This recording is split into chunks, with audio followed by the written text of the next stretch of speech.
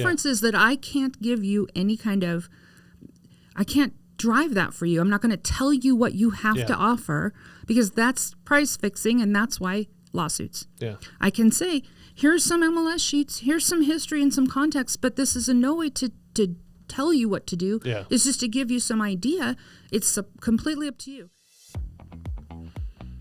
Welcome to Agent Success Podcast. If you're a real estate agent looking to succeed in today's crazy market, well, you're in the right place.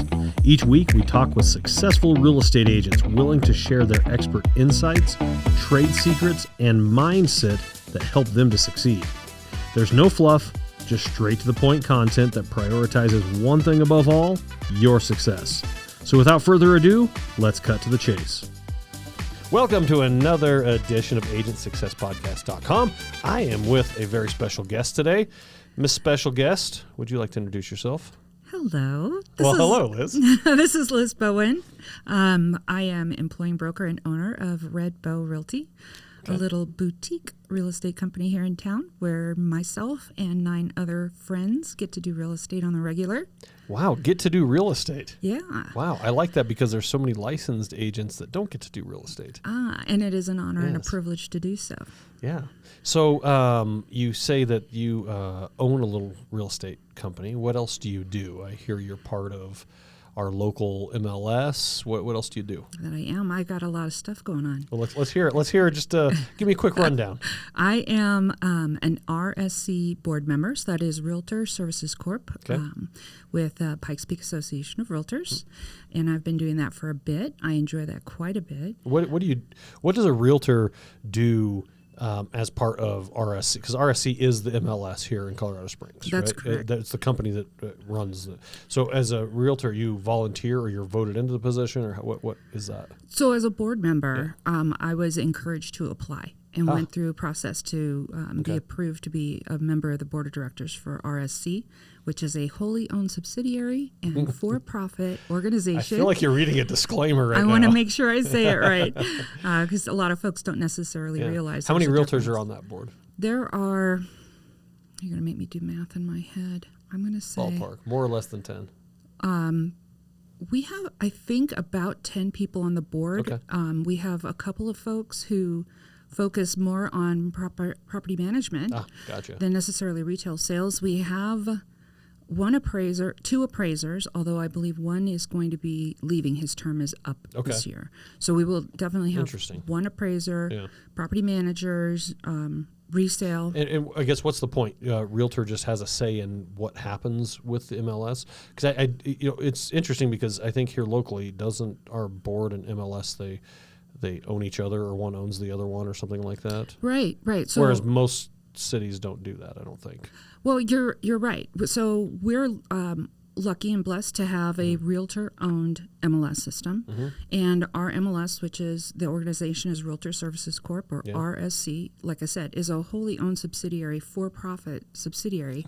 I really feel like you're reading a disclaimer. But I'm just saying, this is how it works, that because there's a lot of misunderstanding in the realtor community that PPAR, that the MLS is just a function, it's just a department, but it's not. Right. It's completely separate. You have the board, and then you have the MLS. So what else do you do outside of RSC? You own a company, you're a board member of RSC, and what else? I teach pre-licensing at Real Estate College of Colorado. I've been a professional trainer for almost all my days. Yeah. And when I got into real estate almost 20 years ago. We were just talking about that. You're almost 20 years old. I'm almost 20 years old. Yeah, that's in so the business. So exciting. I was a professional trainer before that.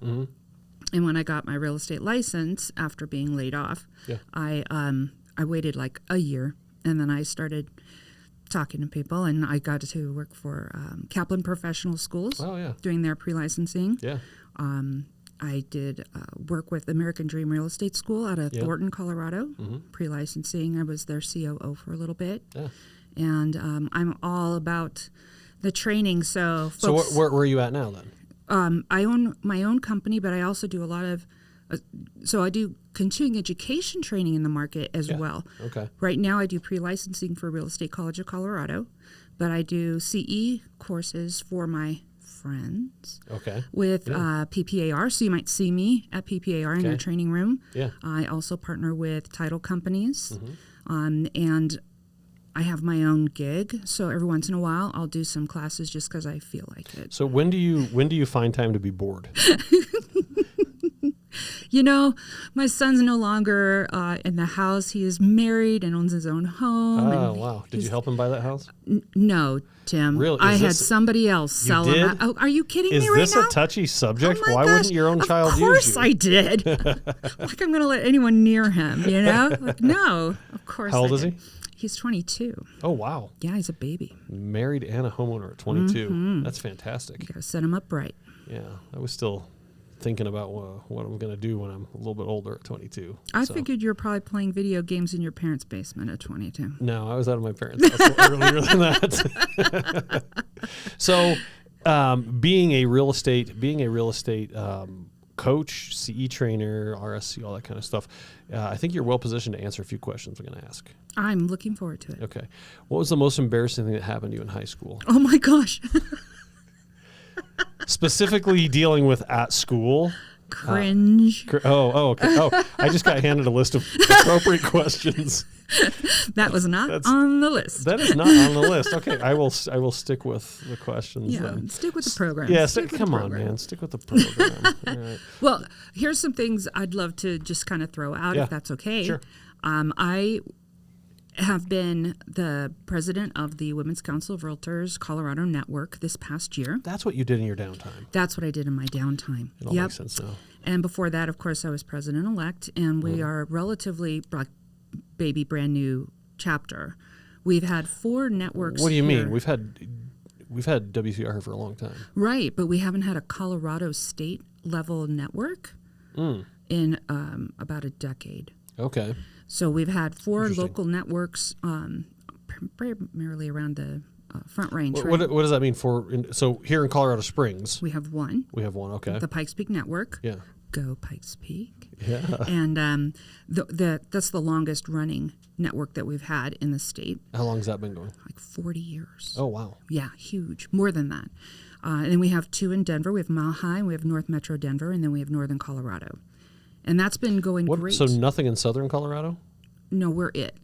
Wow. But so we're from here to New Mexico, from here to Utah and Arizona. We have been working to try and get folks interested in opening up a network for Southern Colorado.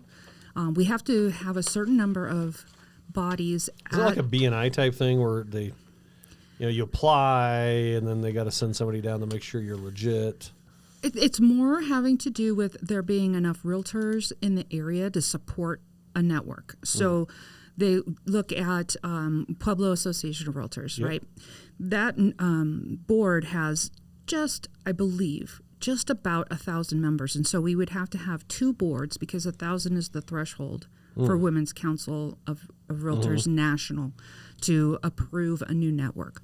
And it's all doable, right? So if we take Pueblo and Royal Gorge together, that's 1,000 plus members that would qualify. And so there are, I've been hearing from folks across the state who are interested in opening up new networks, and I'm excited about helping to continue. What does WCR do? Women's Council of Realtors. What's the point other than eating a lunch and hanging around a bunch of ladies? So that might work for you.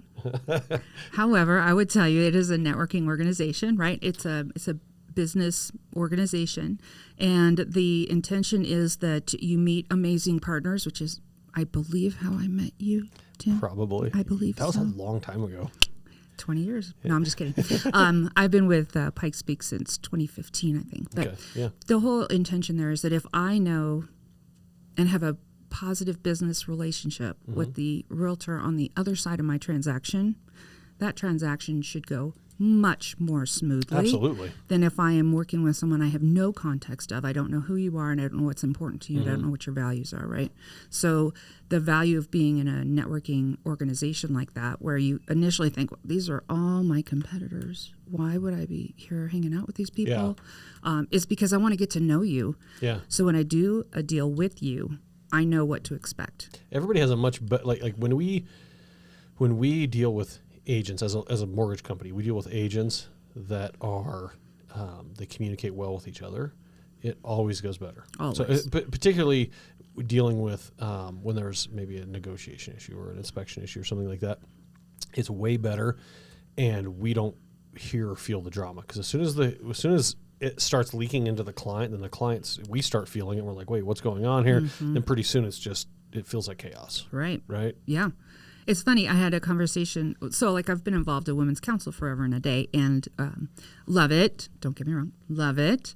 But no, but there. I was mentioning earlier, though, that the best position to have in any organization is past president. Like, I'm just a figurehead now.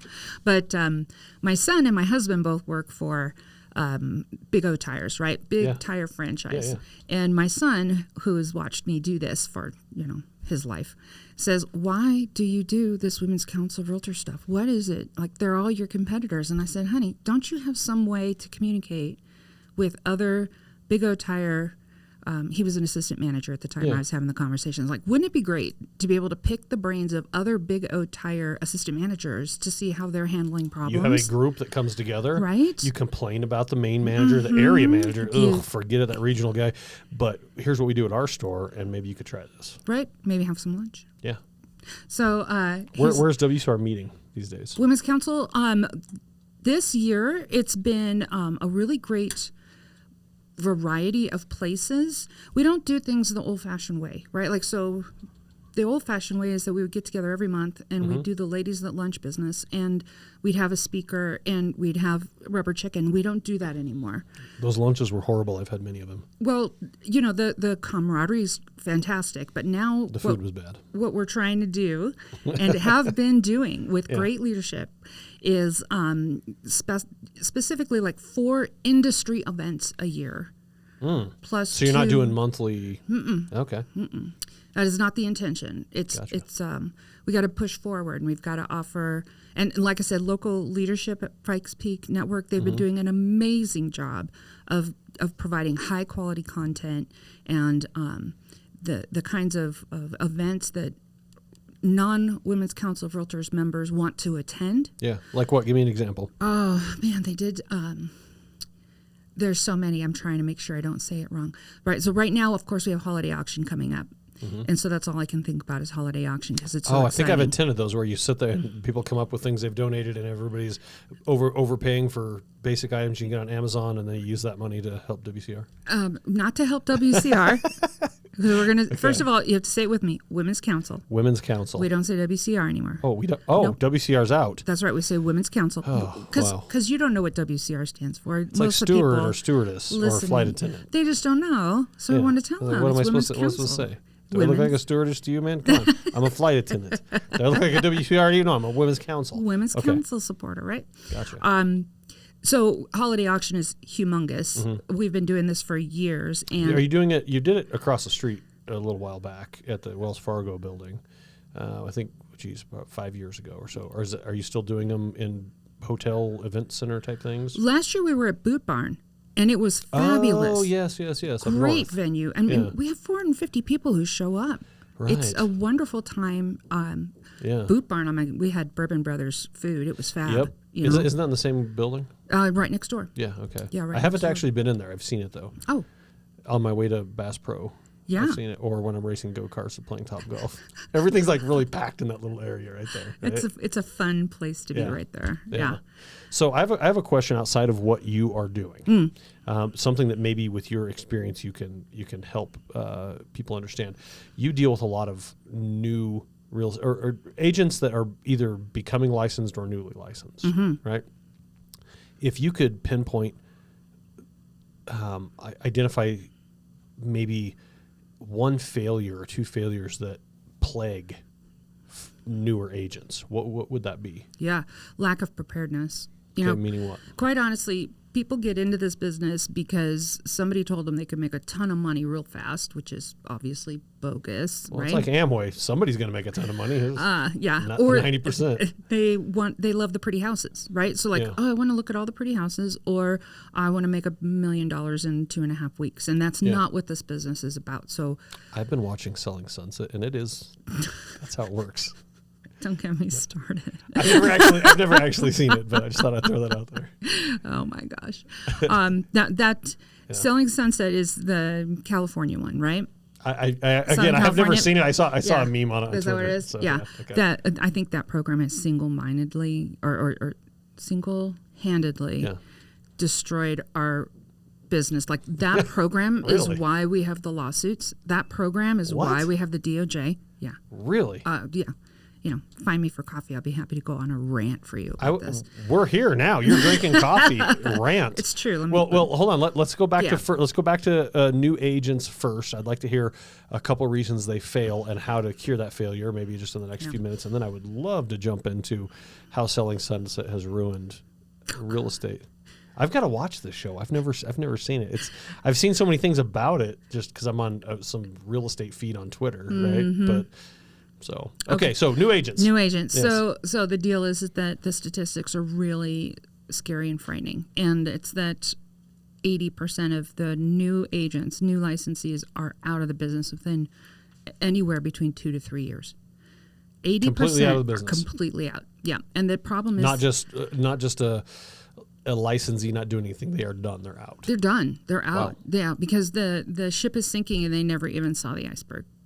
Okay, and the problem is that they just don't know how to set up a business. They don't treat this as a business. They treat it as a hobby, a get-rich-quick scheme, or they just want to look at the pretty houses, and they run out of money, and then they're out. It's expensive to be a real estate agent. It is. Well, I wouldn't say expensive, but it's not free. It's you go to college, you have to pay to be in college, right? You go here, you have to pay to get your license, and you have to pay to maintain your license, and you get an education all along the way, every single thing that you do. Right? So it, as opposed to a traditional education, it's very inexpensive, but it can be very expensive. Well, the way I look at it is that in terms of startup costs for a new business venture, it's about $2,500. And that is a really low barrier to entry as far as I'm concerned. I mean, a basic run-of-the-mill franchise is probably like $30,000 to $50,000. Oh, no, I'm just talking about a new agent. Well, yeah, that's what I'm saying. Is like you to start a new business. You could literally start a business for $2,500. Yeah. I mean, it's amazing. It's amazing. Yeah. And obviously, your ability to recoup your initial investment is, 3 times over in one deal. Yeah. So if you're doing it right and you're being purposeful, and you're treating your business like a business, there's no reason why you couldn't have longevity for 20 years, So preparedness, meaning they come into this and they are this is going to be fun. And it can be fun, but you're not prepared to do the grind. You're not prepared to sit there every Saturday morning calling expireds or calling a neighborhood or pop-bys to your past clients. Right? They're not prepared to do that level of work. I think they don't know what the scope of work is. And they come through real estate school, so I see all these fresh-faced, beautiful people come through real estate school, and they've got stars in their eyes, right? But our job at real estate school is to help you pass the exam. There is a section per the Colorado, Division of Real Estate. How to be a realtor. Called Practical Applications. Okay. It's required, but it's not on the test, so nobody really focuses on it. The student doesn't focus. But because they want to just pass the test. That's because you can't do anything unless you pass the test. You can't do anything unless you pass the test. So that's our charter, right? But it's not our job to really set you up for how to put a business together. That's your management, right? Like that's your employee broker, and your managing broker's job is to set you up for boots on the ground, how to be successful. But do these calls, do this, follow up here. That's their job. Well, sure. And also your job is how to measure meets and bounds and how to do this and that. God, if I ever had to measure meets and bounds, someone should just... Well, you start with I thought you started with a piece of twine in the center of the city. You have a point of beginning. Start walking outward. Yeah. But here's what I find, right, is that they don't know how to get started. They expect, rightly so, that their management is going to help them with that. And that's why they pick the company that they do to because hang the their license managing broker with. has, I would almost say in a sales pitch manner, this is where you're going to go. Hopefully, and we're going to train you and we're going to set you up for success. And unfortunately, what happens is that folks spend a year and they don't get what they expected to get. It's like going to college. And, what they might get is leadership that quite honestly just tells them sit in a room and make phone calls, and they don't set up a business. So I got my license, like a real estate license, and it was like 23 years ago, something like that. Okay. And it was before I ever did mortgages. And the guy that I got my license with, I passed my license and I just started calling places. I was like, I don't know where to go. I interviewed at KW and here and there. It was amazing, but it was also, I really want like this personal touch. So I told this guy, I said, hey man, if you're willing to teach me everything, I'm willing to learn. I'm willing to work super hard. He says, dude, I will teach you exactly what it takes. Awesome. So day one, this is before Do Not Call list. This is a phone book, starting A's. I'm not kidding you. No, I believe it. And I said, I totally being believe serious. It. Yeah. He's like, yeah, start calling. Sat there hours every night. It was me. We didn't have any kids. Me and my wife, I'd just sit there and pound the phone over. And she was just like, this is crazy. And so I went to him after a while. I said, this is crazy. He's like, okay, don't worry about it. We have this thing called for sale by owner. And here's what you got to do. You get in the newspaper. You go to for sale by owner. And I was like, okay. And he's like, here's the thing, Tim, is everybody needs a realtor. They just don't know any realtors. Oh, really? I said, son of a gun. So I just call them. Yeah. And tell them that you have a buyer that wants to look at their house, but you're going to preview the house. I said, but I don't have a buyer. It's okay. They just need to get to know a realtor. It's like, man, this feels weird. Are you sure? Are you positive? I'm so glad it felt weird. It felt very uncomfortable. I was like, are you sure? So anyway, obviously I started calling FSBOs and realized after being hung up on the first 10 times that I was like the 90th realtor to call them. Right out of I was like, okay, this isn't working. Mm-hmm. So the point being is he had this whole list of tried and untrue ways to get successful. And so I'm like, you're not doing any of this. Oh, well, that's because I've been doing it for 25 years. And so that's when it finally clicked to me that I don't need somebody to teach me how to maintain my business. I need somebody who can teach me how to build my business. If you were to take that guy and plop him anywhere else in the country, he would fail miserably.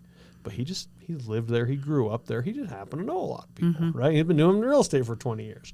And so that, to me, for a real estate agent, not knowing what is required. Yeah. Right. What I also find is that brand new agents they lack confidence as well as competence, and they go hand in hand.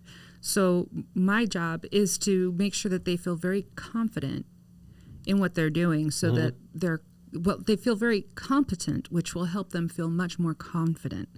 And, you get your license and now you're like, okay, now what do I do? I guess I'll go start sitting in classes, and that's great. I'm a huge fan of education. You teach education. I teach so, yeah. all the time. Huge fan, yeah. right? But then you kind of get in this comfort zone where being in a classroom felt really comfortable when I was getting my pre-licensing education, and now I've got my license, and being in a classroom still feels really comfortable.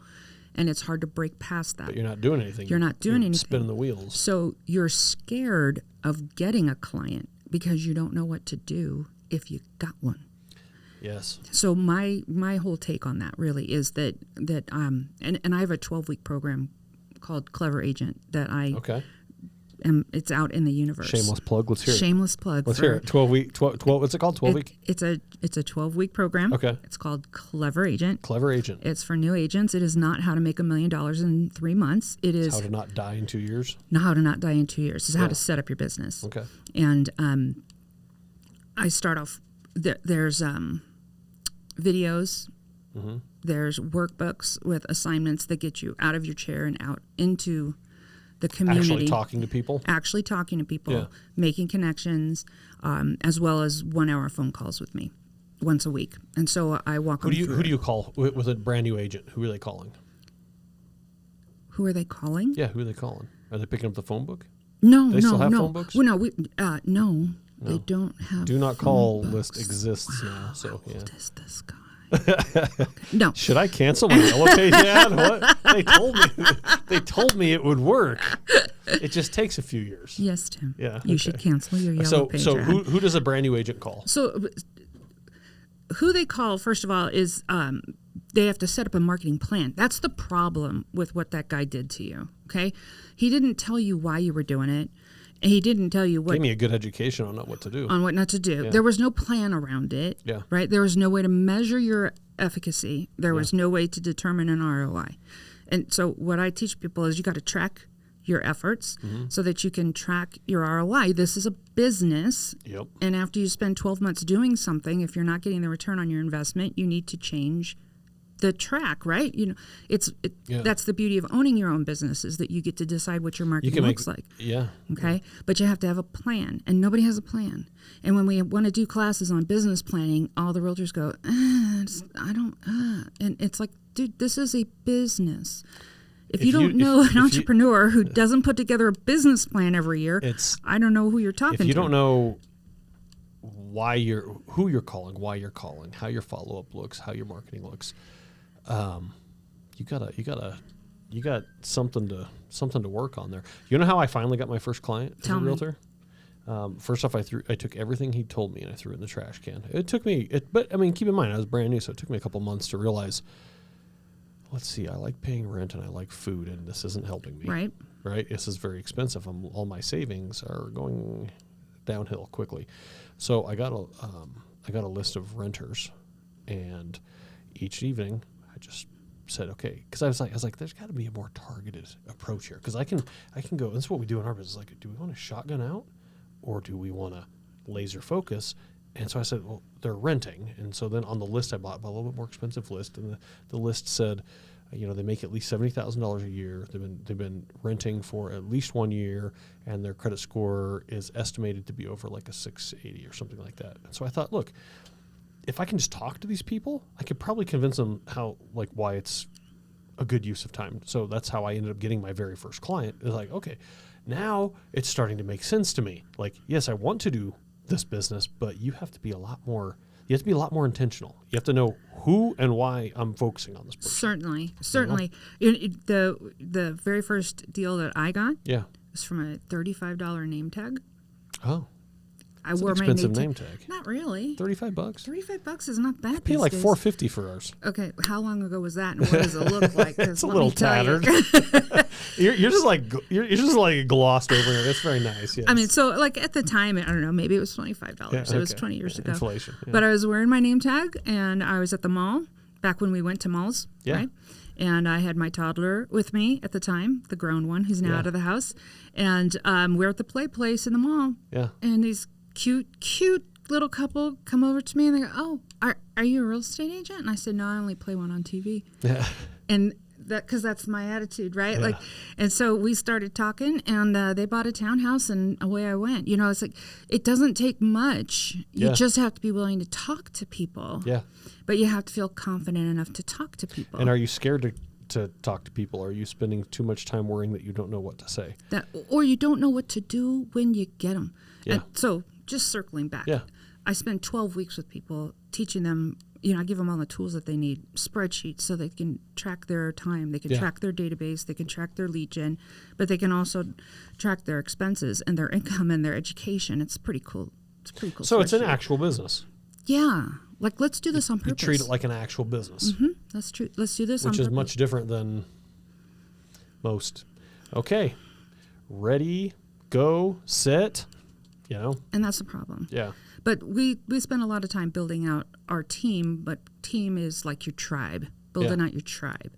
Because nobody does this business by themselves, right? I got to have you. Yeah. I got to have title people. I've got to have inspectors. I've got to have roofers. The list goes on, right? I've got to have a team. So we spend time talking about who's on your team and interviewing people for spots on your team. Okay. We talk about all kinds of the fundamental things so that you're ready and prepared. We spend 2 weeks on sellers, and 2 weeks on buyers. And if they're in Colorado, I tell them. Colorado? Sorry, I just got back from California. Colorado. So we're turning into Colorado. No joke. Thank you, Polis. No joke.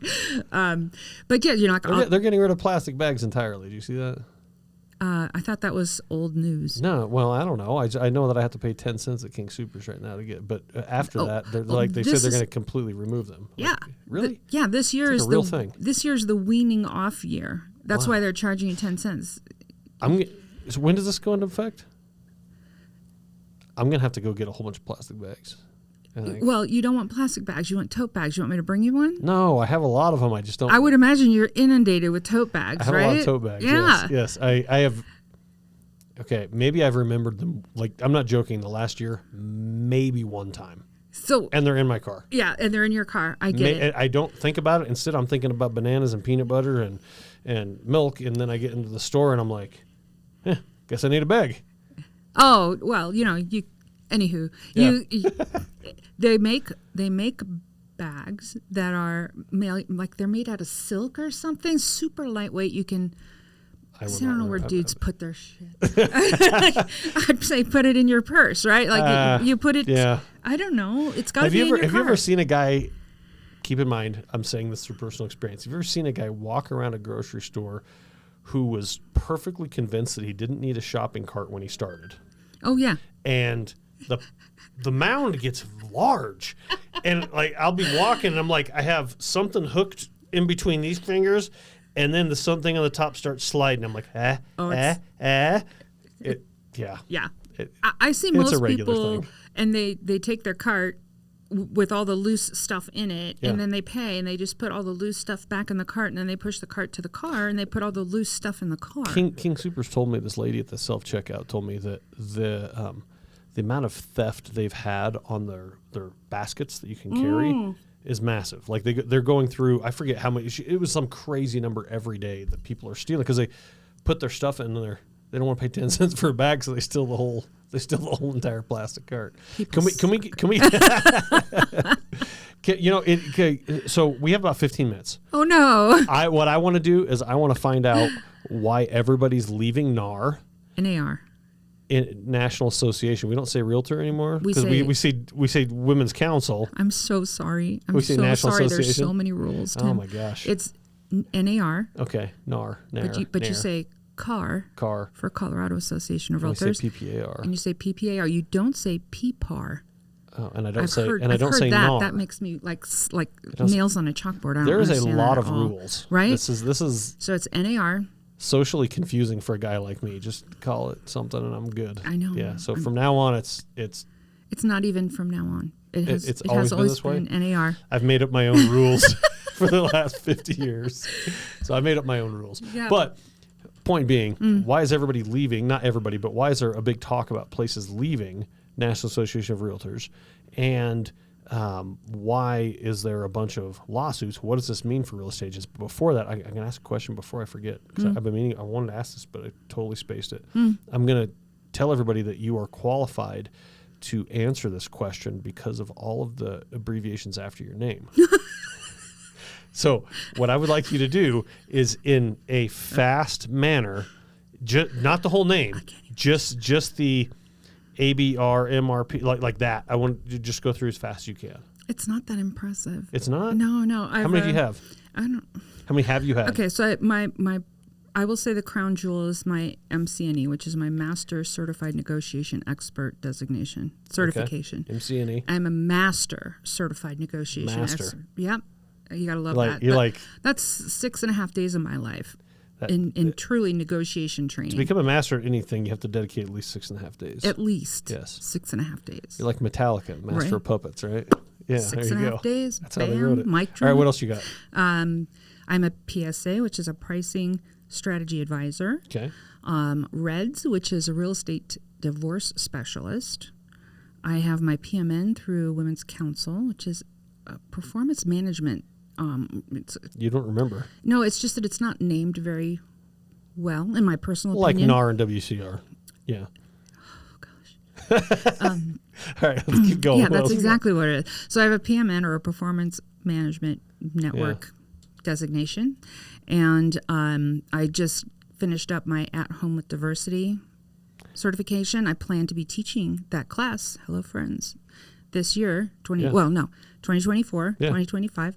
I hope everybody knows that our ethics requirement as realtors is changing in 2025. And in addition to just the ethics course, you will also have to have diversity training. And At Home with Diversity satisfies that. Even if you don't live in a very diverse neighborhood? No, because you do live in a very diverse neighborhood. You just don't know it, right? I'm in my shell. If you think that everybody looks like you. Thinks like me. You're couldn't be far. Anybody from who the doesn't truth. think like me, Liz, they're the weird ones. I was going to say, I don't know how many people do think like him. Is that all right? possible? What do we got? At home with diversity. At home with diversity. Anything else? Oh, you can't. I have an cheating. MLS, CMLSX designation or certification also. Okay. That's because I'm part of the MLS leadership board of directors. I'm going to stop there because I think that's right. I think that's pretty much it. I like PSA. It's like a public service announcement. Right? So we're just going to throw this out there. PSA MCNEREDS PMNAHWDMLSXC, a.k.a. Liz Bowen. And a partridge in a pear.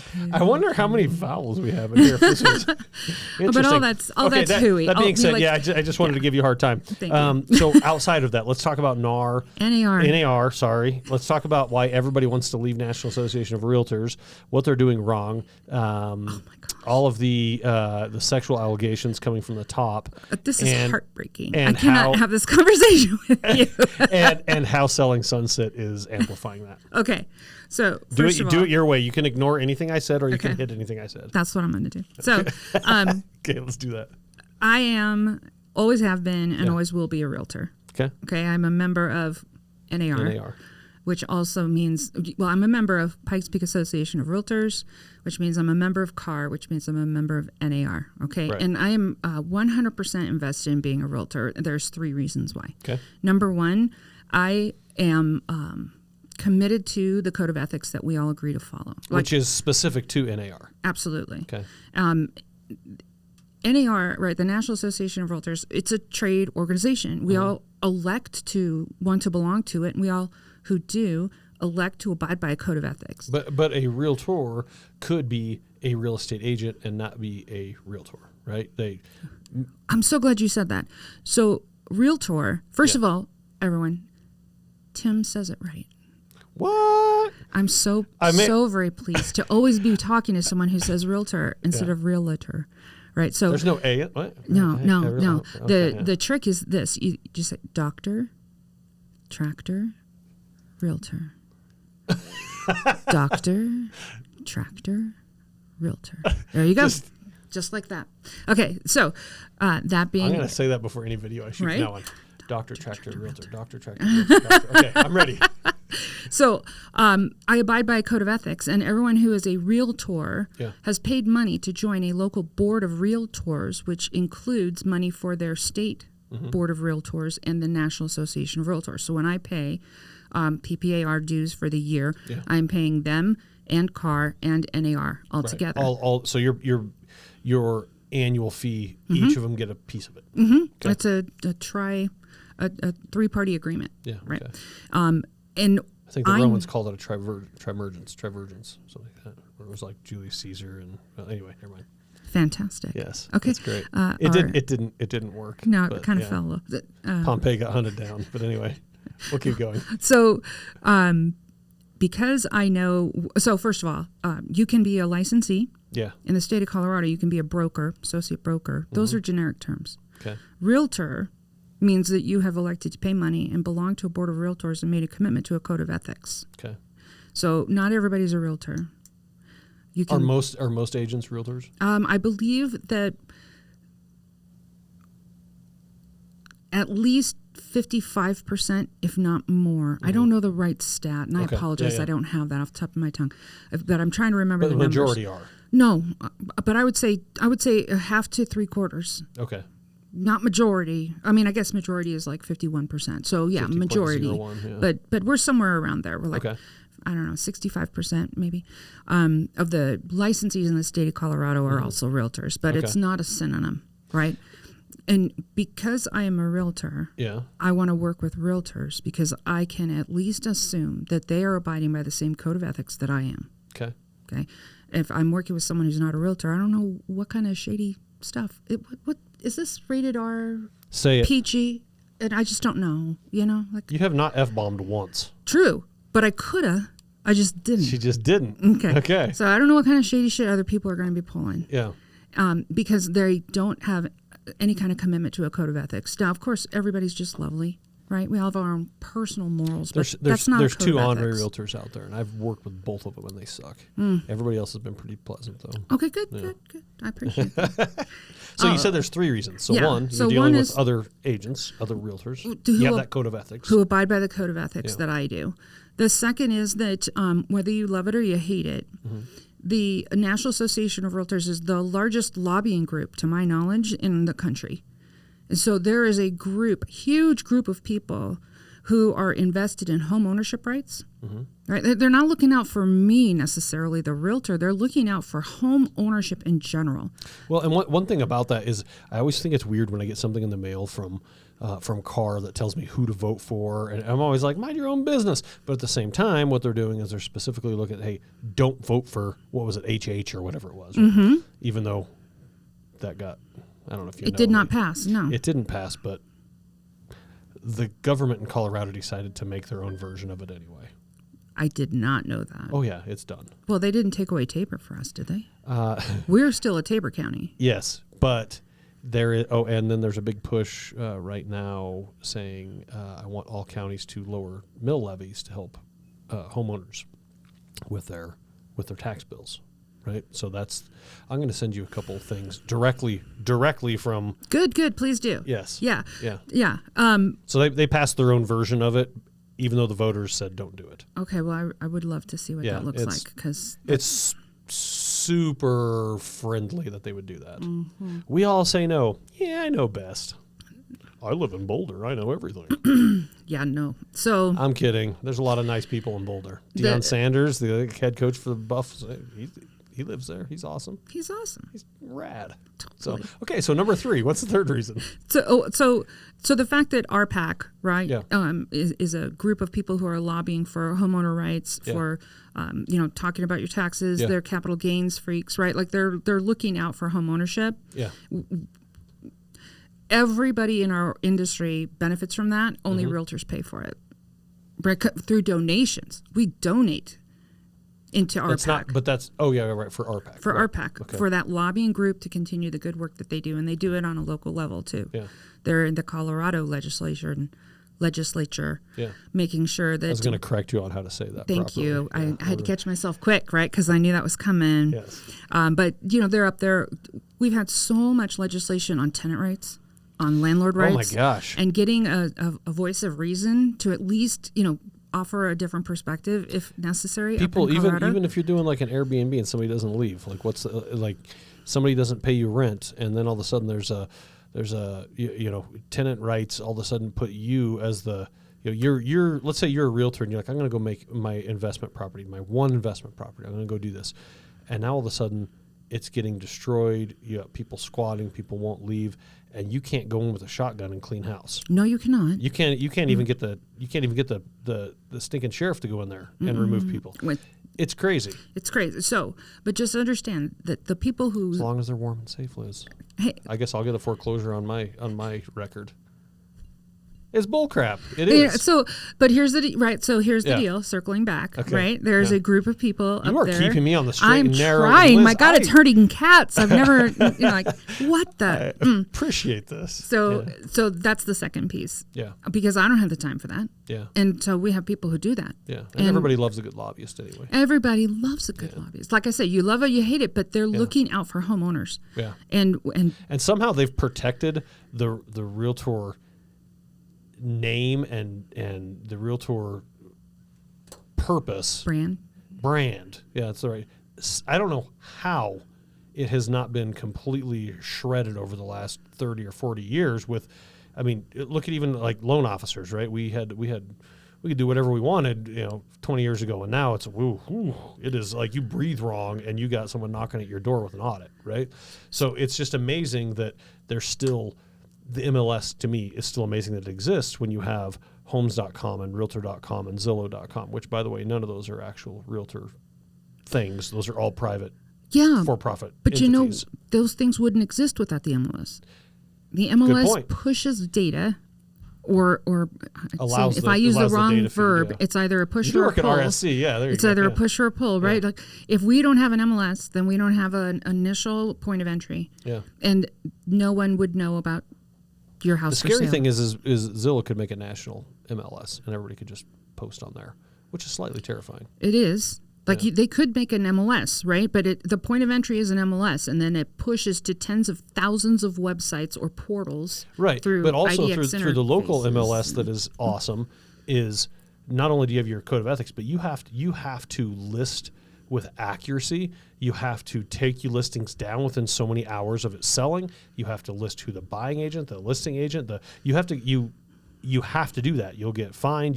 So on the local level, I'm just saying it's amazing that they've been able to, all across the country, that brand and be able to maintain that and not have a bunch of rogue.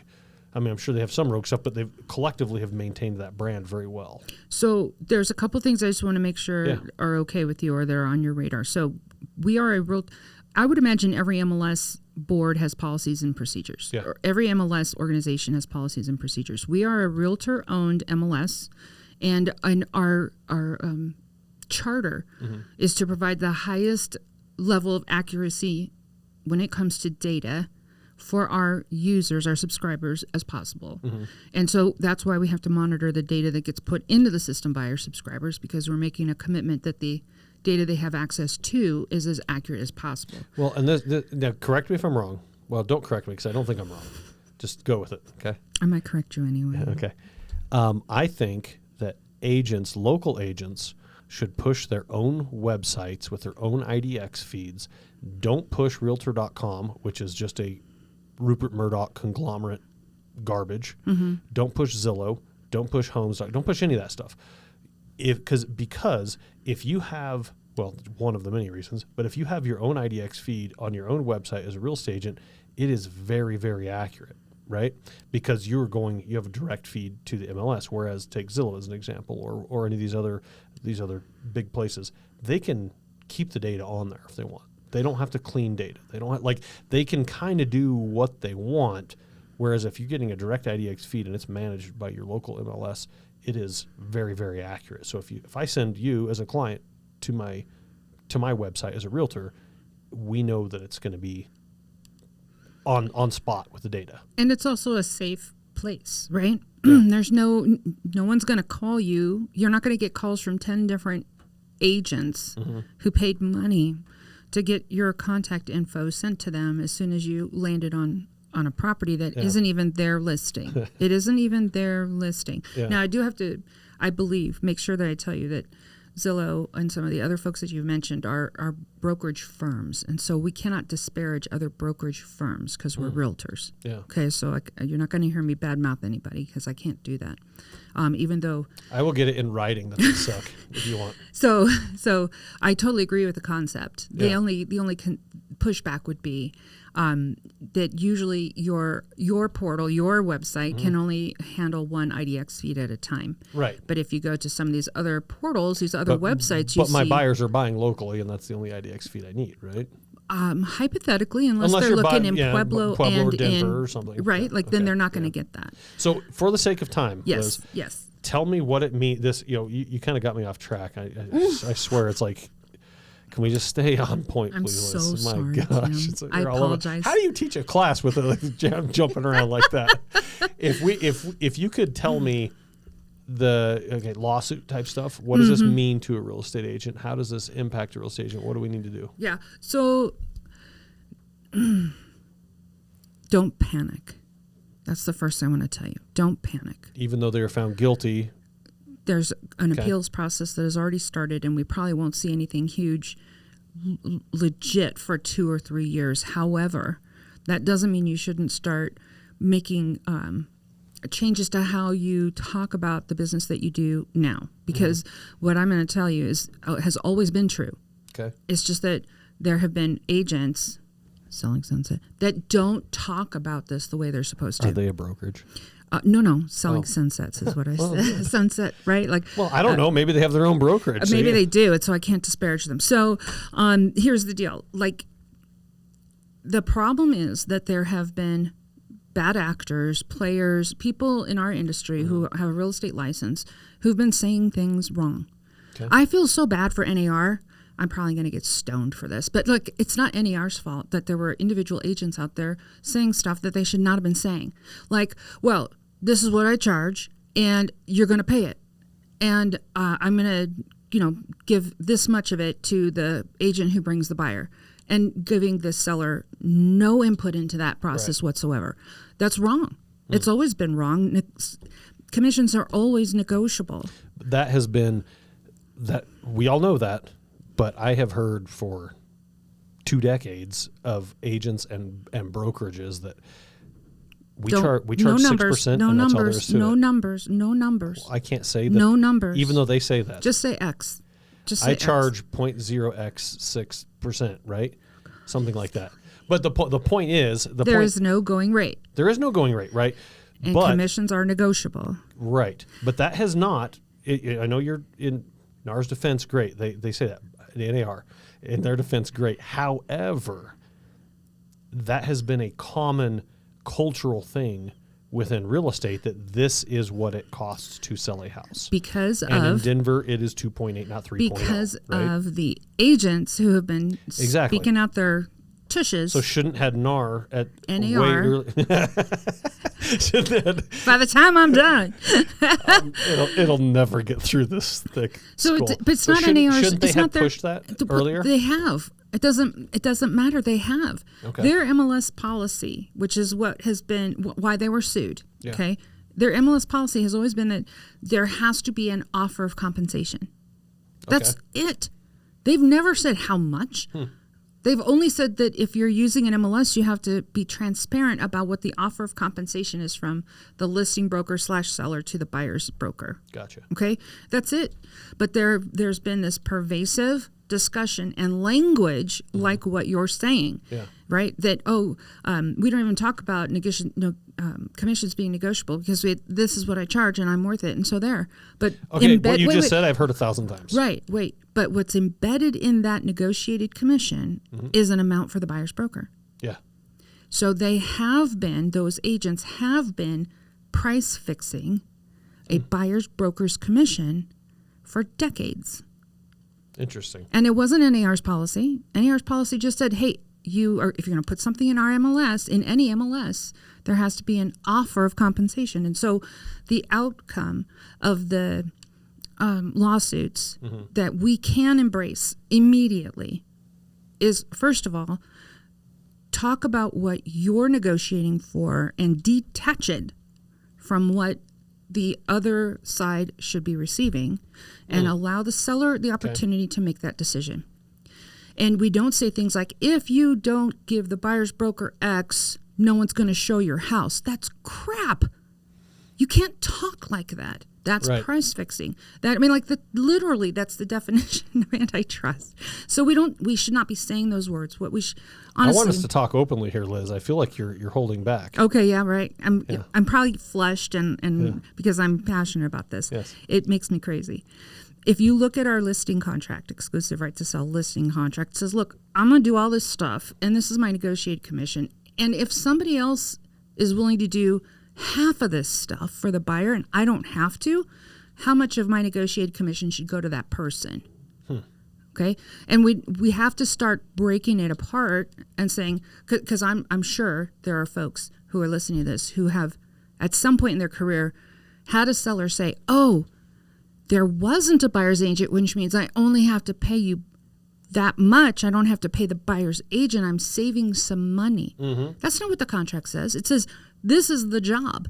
Yeah. And this is my negotiated commission for it. And if there's a buyer's broker, I'll give them some to pay for them doing that part of my job. So you're saying that the homeowner, the home seller, is not paying it. The listing agent is paying the buyer's agent. Yeah, it's a portion of the negotiated commission.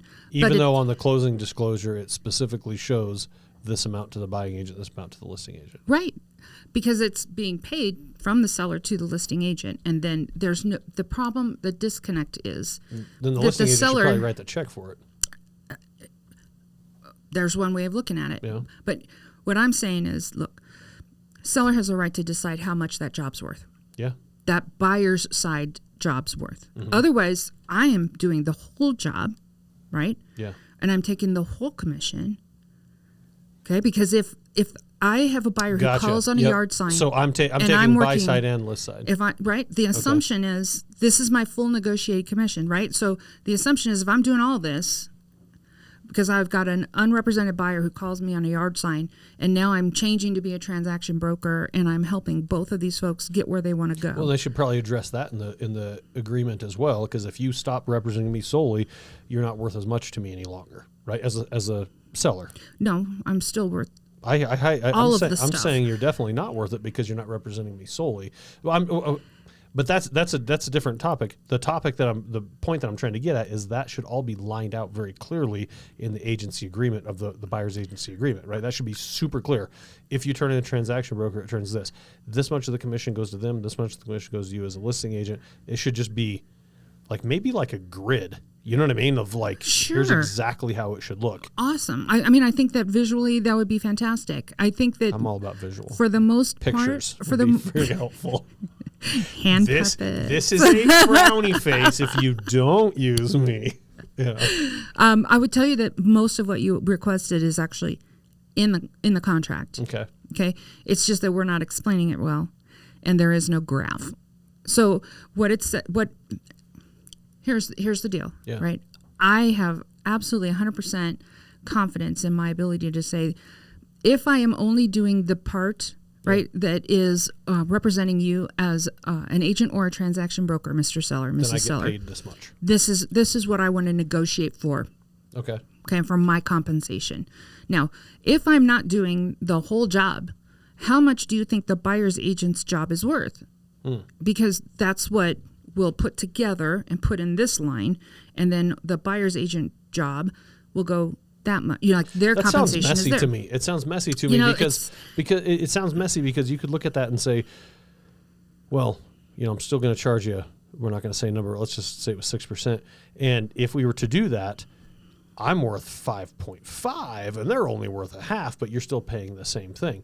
So it's weird that it would all go to the listing agent. It seems like it should be, and again, I'm a mortgage guy. All I do is look at numbers all day, every day. So obviously, I'm not in the middle of that. However, if you looked at that and said, okay, as a seller, you are paying X amount to this and you're paying X amount to that. That is also negotiable. This is also negotiable, right? Mm-hmm. And these are two entirely different fees. So you're paying me to list your house and do all the things that I do to list your house and to present it good and to do pictures and to do open houses and everything else. But when somebody, and this is just the way I've always looked at it, and I could be way off here, but it seems to me like the buyer's agent commission is like a marketing fee, right? Like it's just going to, because if you didn't pay that, you may as well be a FSBO, right? Because you can refuse to pay a buyer's agent commission, right? Yes. Okay, as a seller. So if I'm a seller and I refuse to pay it, who in their right mind is going to bring somebody to my house? But don't they have to? Okay, so they have to. It seems messy to me. So I hear what you're saying, and here's the way that I think we should be talking about it. Okay. Right? Because everything you just said is absolutely true. What I think we should be talking about is the fact that the job that buyer's agents do has value. Yes. Okay. It's very time intensive. It's a lot of work, and there's especially in a seller's market. You're driving all over the place. Just thinking about how many offers for the same client. Yeah. I wrote a year and a half ago. Right? I'm doing 20 offers on houses and I'm bid over ask and I'm back and forth. And I'm negotiating and I'm doing all of my skill set along with all of the work 20 times. Right? Yeah. So there's a lot of value. That is a job that is hard and that person should be compensated for it. How much is it worth? How much is the seller willing to pay for it? Yeah. Okay. And because of the way our contracts are written, it has to come through my commission, the listing agent's commission. That's just the way the form is written, right? But that can change with a different form? Well, forms change every other year. Okay. But what I want to make sure that we're talking about is the fact that the seller gets to decide what that job is worth.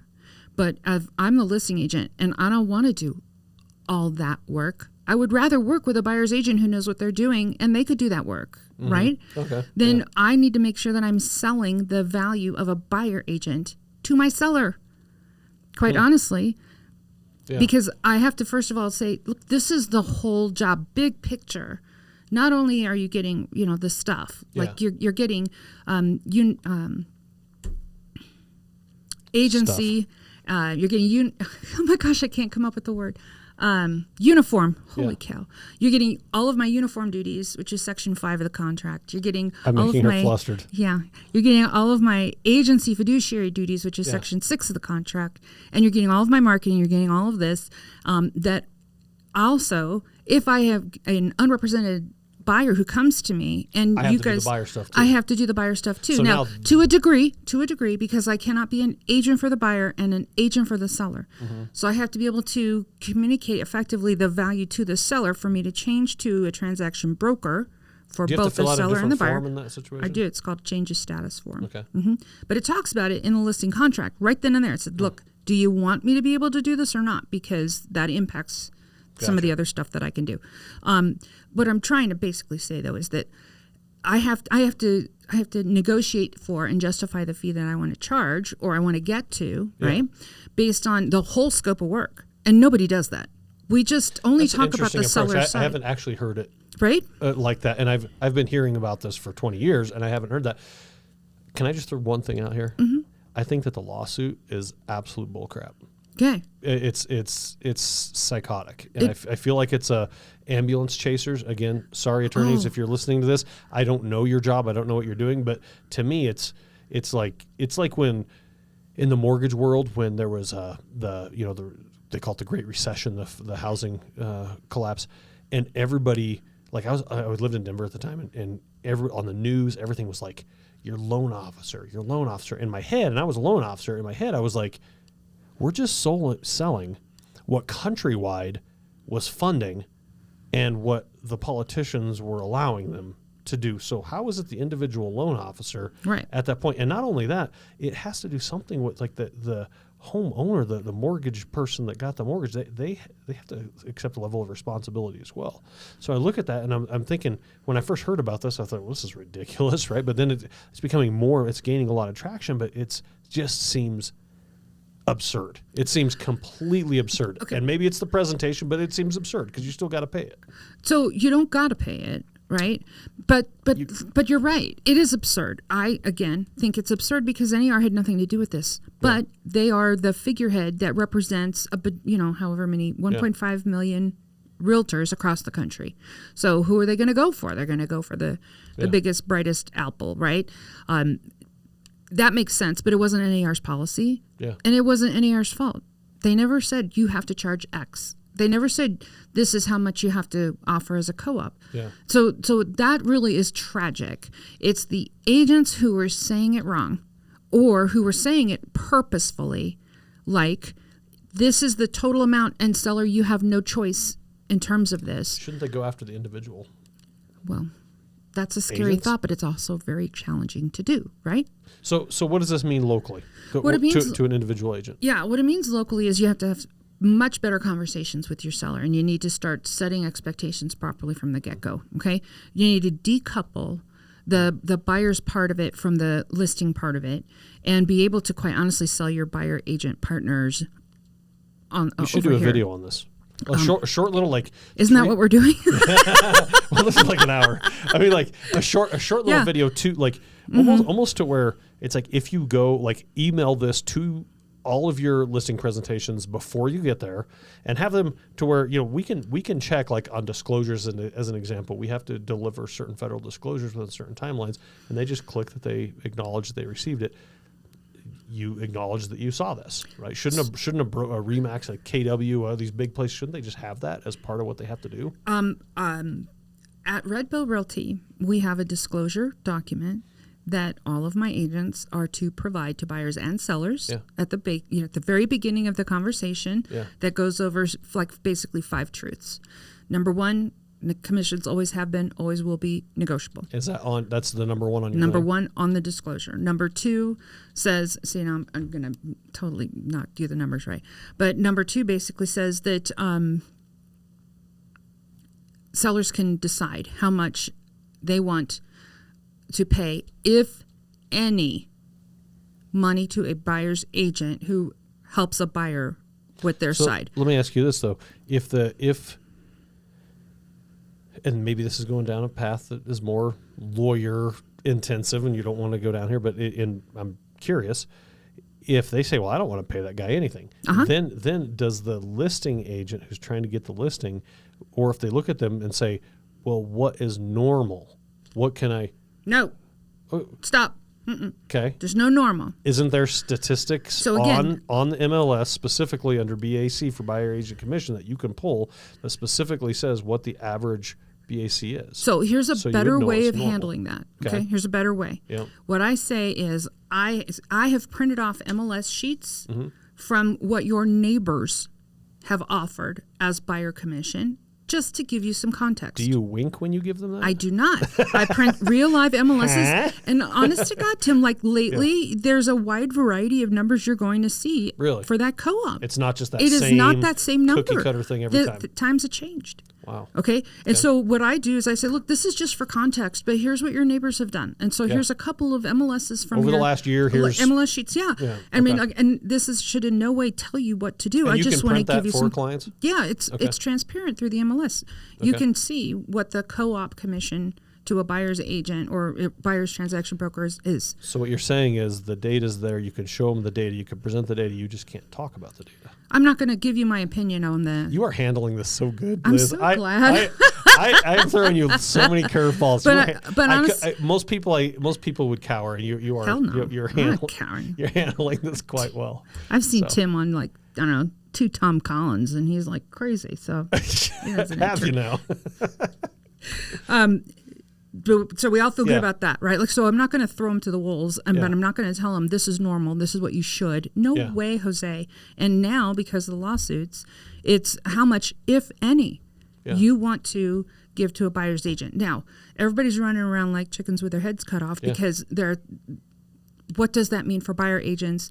Buyer agents need to be able to show their value. Need to be able to communicate their value. What if you see $500 on the MLS? Are you going to go show that house? That's what you better, because if you have an agency agreement, that's what you've agreed to do, to put your client's best interests above your own. But can't you also on that buyer's agreement? And correct me if I'm wrong again. Can't you say that if they're not willing to pay me, you're willing to pay me? Absolutely. So you're going to get. So you can figure out how to get paid. So here we go. So you go and say, hey, look, you can do that, but you're going to have to pay me $3,000 because they're only going to pay because 7.3.1 on your buyer agency contract had better be checked. That says, God, I hope I got that number right. And it's not 7.3.3. I was getting mixed up. I'm going to fact check. It's the one that says that the buyer is obligated. Like, the whole big outcome from all of this should be that if every single person representing a buyer is not checking, buyer is obligated, they're shooting themselves in the foot. Okay? So, are realtors still taking people out that are not under buyer agency agreements? Do they still do that? I think they do. That's I think they really do. I think that not any Red Bow agents, of course, but I really think they do. I could put people under contract when they do a pre-qualification with me. That'd be awesome. I think that folks, licensees are worried that nobody's going to sign their buyer agency contract. That's a load of hooey. And it's really pervasive in different states. Like I used to talk to folks who did real estate in Texas. They never did buyer agencies. Never. Really? It was a completely optional document. That's not how it is here in Colorado. It is not an optional document. You know, there's in Florida, we had a transaction where we were the lender, obviously in Florida, and I can't remember the exact all of the details, but it basically came down to this: after closing, or maybe it was right before closing, a realtor pops up out of the woodwork. Never heard of him, never talked to him, and he says, make sure that I'm getting X amount of dollars. I'm like, dude, I'm just looking at the contract. Like, that's the title company. I don't dictate that. The title company is going to say who gets what. He's like, no, I had it was like a meaningful and intentional conversation on this date with them about it. And in Florida statutes and real estate is if you have a meaningful sum that you are entitled to, even with no buyer's agency agreement. I was like, man, I'm glad I'm not an agent down there. You guys go fight whatever you want. I just know we're getting a good deal on mortgage. So yeah, holy smokes. We're lucky. But like I said, they're running like cowboys with no formal agreements that explain the responsibilities and rights that are involved in that relationship, you know? And that to me is the deal. If you're so worried that a buyer isn't going to want to work with you to the degree that they want to lock you down because you're hot shit and they want to make sure they got your time, right? Yeah. You know, that like you should own that completely. I'm not going to work for you if you don't want to hire me. But doesn't the seller or the buyer have the option to do a very short-term agreement with you? Like I want a 2-week agreement with you. Yeah, something like that. They could do it for the weekend and make sure that we like each other before we get married. You know, like let's just do it for the weekend. Speed dating. Yeah. You like me, I like you. Then we'll extend this. Into it. I'm happy. You know, like this does not have to be a full year out the gate. So real estate agents in Colorado Springs, number one, you're saying should just chill and not worry too much, let NAR fight their battle. But be very, very, very clear. And again, this is my interpretation of what you're saying. Relax, go to your job, but do a way better job at explaining that what this buyer agent commission or this listing agent commission actually is. Explain it very, very clear, and maybe go meet with your managing broker or go talk to somebody down at PPAR and say, do you have some guidance? Do you have pamphlets? What do I need to do here? Heck yeah. You can go on CAR's website. You can go to the National Association of Realtors website. I think it's competition.realtor, where they've got consumer-facing materials. They're consumer-facing websites even. You can steer your clients there and let them learn all of that stuff as well. It's a great resource. So what I would say is, look, don't freak out just yet, but you have to change your language. You have to start breaking things apart and making sure that sellers and that you have communicated, like follow up with an email. Now, just to recap, you understand that, and that's why I have the disclosure document, right? We're very good at that in lending. Just to recap our conversation. That way in 4 weeks when you come back, you didn't come up with something in your head that somebody else said. Yeah, you understand, Mr. Seller, that you get to choose how much you want to pay a buyer's agent. I'm going to, that we have negotiated and my commission is X, right? And that's what I get if I'm doing the whole deal. And that if there is a buyer's agent, this is what I'm getting because they're taking over half of the work responsible or, basically that side of the transaction. And I don't have to do it. We're basically subcontracting that to somebody else. And the realtor has the option to say, I'm not gonna list your house if you're only paying me that much. And I have the right to negotiate and to say, I'm, for my side. Yeah. My employing broker, my brokerage firm's policy and procedure manual says that I can negotiate between here and here, and so this is what I'm doing. This is what my value is, and I can negotiate for this. It's always negotiable, but maybe has a floor and a ceiling. Yeah, by company. Okay. Only by company. Okay. So a company could go in and say, we list at 6% for all of our agents, and then or between 5.9 and 5.999, and you say, here's what I can, this is what we charge. So here's what it should say. Okay. It should say that for a listing commission, the listing agent or the listing transaction broker can negotiate for that side between X and Y. Okay. Where it's not the number you're saying. It's their portion of that. Do you understand what I'm saying? Yes, I do. And then that additionally, sellers can decide how much the job for a buyer's agent or buyer's transaction broker is worth. Yeah. And that we don't care. That's the problem. That's the difference. The difference is that I can't give you any kind of, I can't drive that for you. I'm not going to tell you what you have to offer because that's price fixing and that's why lawsuits. Yeah. I can say, here's some MLS sheets, here's some history and some context, but this is in no way to tell you what to do. Yeah. It's just to give you some idea. It's completely up to you. And understand that if you want to offer $0 compensation to a buyer's agent, this is the part where your ears should go up. They did inside they just did. Yeah. VA buyers are not allowed to pay their agent.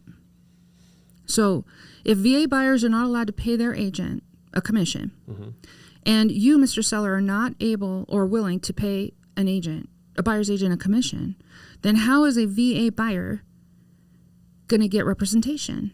Or even if it's any buyer, and if you're only, because as a seller, oh, geez, I'll pay you half a point, right? That's all you're worth. Well, as the listing agent trying to get the listing, you can say, okay, that's fine. We can pay half a point, but they probably have, and the realtor still has to show the properties. That's cool, but they have an agreement with their buyers of whatever 3%, right? And if we're only offering 0.5%, then these buyers may decide not to buy it because now they're going to have to cut a big check for the difference, right? No matter what kind of loan they're getting, they're paying a big difference. So, 100% agree with what you just said, minus the numbers, right? So what we're saying is, look, somebody's going to have to pay that person, that buyer's agent or buyer's TB, because that unidentified amount. Yeah, well, allegedly, that job is worth money. We have all agreed that it's hard work and it's worth money. If you're not willing to pay it, Mr. Seller, that's fine. We're just going to communicate that, but understand that somebody's going to pay it, and if the buyer can't pay his agent, let's say he legally is not allowed to. Yeah. First of all, can we... Either way, they can't. Can we morally or even legally offer VA terms if you're not willing to pay a buyer's agent on a VA loan? Right. Because the buyer can't pay. Right. So now I don't think that we can even offer VA terms. I'll pay $1. So here's my question for you, Tim. In your from what you know for your business, what percentage of your loans were VA loans in this year or last year? Probably 25 to 35%. Okay, so then I would say, Mr. Seller, you are probably going to effectively exclude 25 to 35% of the buyer pool. Yeah. By doing this. It's completely your right to do it. All I have to do, you just tell me, I'm going to put it right here, but just know that I can't check the box. Also, I may not accept your listing at this point. No, listen, I'm not going to say that. Yeah. And it's not because I'm desperate for work. It's just that my job is to inform. Yeah. And as long as my client is doing things legally, and I'm giving them the advice they need. You should have an unlicensed speaker or like seller advocate that just they're an independent job where they just go around to all the listing presentations and say, look, what she's trying to tell you without telling you, because I'm not even licensed, is this. Continue, Liz. Yeah, that's giving legal advice. I don't know if anyone sticks their neck out on the chopping block to do something like that. But do you see where I'm coming from? Yeah, I got you. Right. So we have to say, look, it's your call. Yeah. I'm here to do it, but you need to know the ramifications. So don't freak. Do a better job. Don't freak. Do a better job. Communicate more specifically. Yeah. Yeah. And well, I appreciate you being on our show today. I had a hoot. This is fun. It was a good time. So thank you very much. And remember, you can catch us every single week at agentsuccesspodcast.com. Thank you very much, Liz. And how do people get a hold of you if they have questions on what you do? They could call me at 719-351-5077. If you are a new real estate agent and you'd like to learn more about coaching, you can visit LizBowenCoaching.com. She prefers phone calls at dinner hours after a long day of work. Or you can email me, which is much nicer. And you can always email me at liz@redbowrealtyusa.com. And there's nothing you're going to throw at Miss Liz here that she's not going to be able to effectively navigate and handle. And it just hits and she just keeps going. I'm going to have my lawyer review this video before I post it. Well, thank you, Liz. Thank you. All right.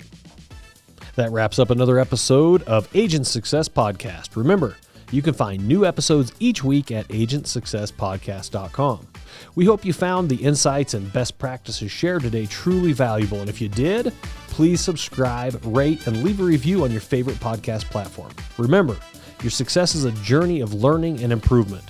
So let's keep hustling, thriving, and learning. Until next week, this is Tim Chase.